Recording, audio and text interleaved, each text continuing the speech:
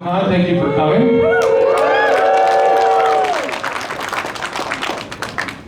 My name is James. I'm going to be moderating this panel, and I'm excited to say that I've watched this man's work for many years and enjoyed it very much, and he's doing a lot more. So let's bring him out right now, Mr. J. August Richards!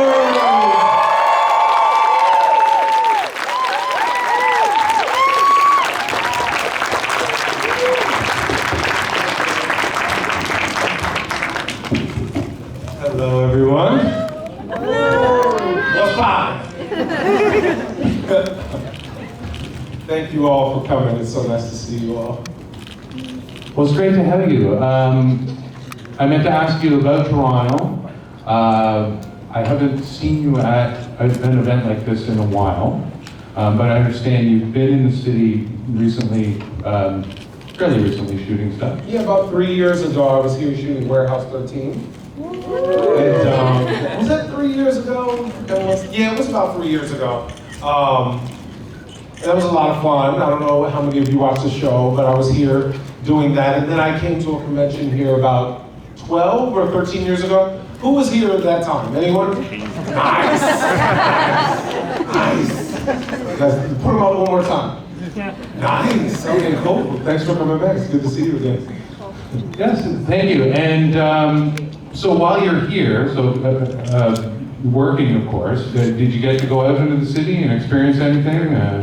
I did. Not as much as I would have liked to, but you know, for some reason, Warehouse 13, I felt like I was being involved in a social experiment about how long I could be isolated in a box. For some reason, because it was snowing, I think, and I was in the hotel by myself for like days on end. And then when I went to set to work for the first day, I showed up at like 9 a.m. and didn't shoot till 9 p.m. So I was in my trailer for like 12 hours. So I don't feel like I got to really see Toronto all that much, but I felt like I was in some weird social experiment about isolation. I was really lonely. Well, that's unfortunate. Not this time. We apologize for that. As Canadians, you know, we apologize for everything. We apologize for that. Right, I just saw that. So tell us what you're doing now. You're on a new series. I haven't actually seen it, so you're gonna have to tell us all about it. Well, I did it. It's done in the States now. It's called Girlfriend's Guide to Divorce, and that was written and directed by one of the writers of Buffy, an angel named Marty Noxon. And she's awesome. She's so awesome, and you know, I've been really lucky because I got to obviously work with Joss again. I got to work with Marty again in Vancouver. We shot it in Vancouver. I feel like a Canadian, quite frankly. I feel like I live here, which is not a bad thing. I really like Canada, actually. And so yeah, that was a wonderful show. And she's an amazing writer. And it's a show about relationships. And you know, she's so talented. And everything about the show is, it's not what you would expect. Nothing is what you would expect. It's just about the complexity of relationships. So doing that in the same year that I did Agents of SHEILD was really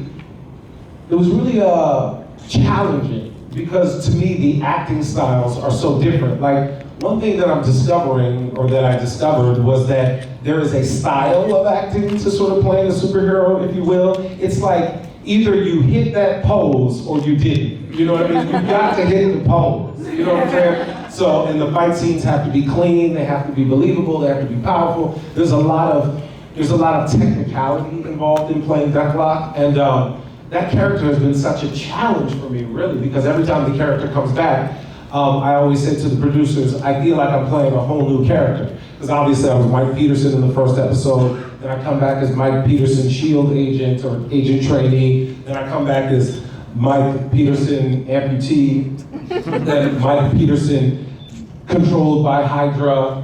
You know, then the last time you saw me, Mike Peterson making his own choices and killing Bill Paxton, which was so pleasurable.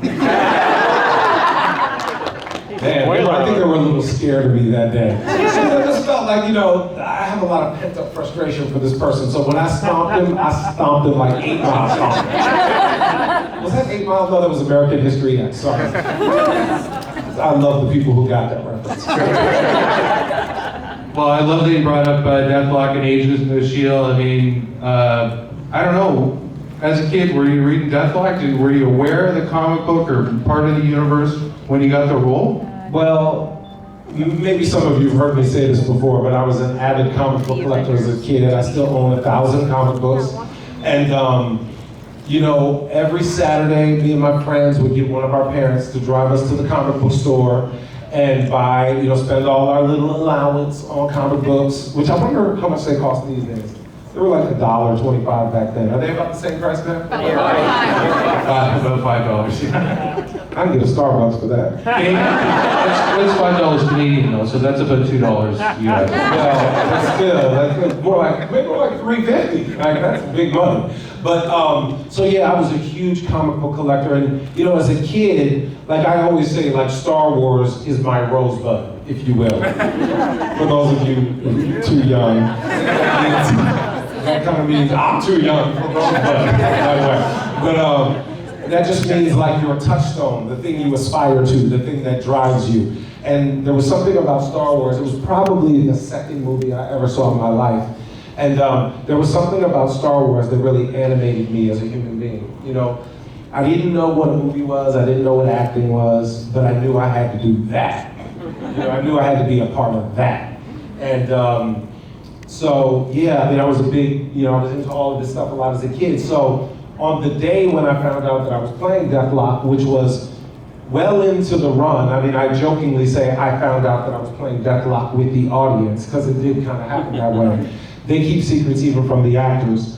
And I was so ecstatic when I found out, you know, because I was like, wow, this is kind of like my childhood dream I'm making a living at.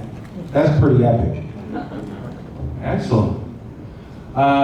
So you said you had the comic books, but did you have DEATHLOCK, or is it Marvel Spotlight? What? No, was his first appearance? Well, actually, what I did have was the guide to the Marvel Universe. So what happened was all of my comic books were at my sister's house back in DC. So it just so happened there was the Christmas break. So I went home, I got all my comics, and I was like, I'm gonna find DEATHLOCK in this comic book collection somewhere, because I was not familiar with the character. So I'm looking around and I saw a guide to the Marvel Universe M through Q or something, and I was like, I'm a Virgo. If I know me, I completed this set. So I went through all my comics and I had A through Z guide to the Marvel Universe. And so I went to D, DEATHLOCK, and that's where I started doing my research for the character. Then Marvel was kind enough to make the old comics accessible to me, and I read those to a certain point, and then I had to stop. Because as you may or may not know, there are 3 incarnations of DEATHLOCK over the history of Marvel. Maybe even 4, depends on how you're counting. Could be 5, depending on how you're counting. But, so they have very specific backstories, the 3 different ones that I looked at. And the circumstances were very different, and I wanted to stay true to the character that we created in the first episode, and that bond with his son, being a single parent, that meant the world to me. And I was like, whatever happens from here on out, I gotta play a father to a son. No matter 1 leg, 2 legs, 3 legs, 4, whatever. I'm a father to a son who is raising a child, and that's who this character is gonna be. So that was important to me. Excellent.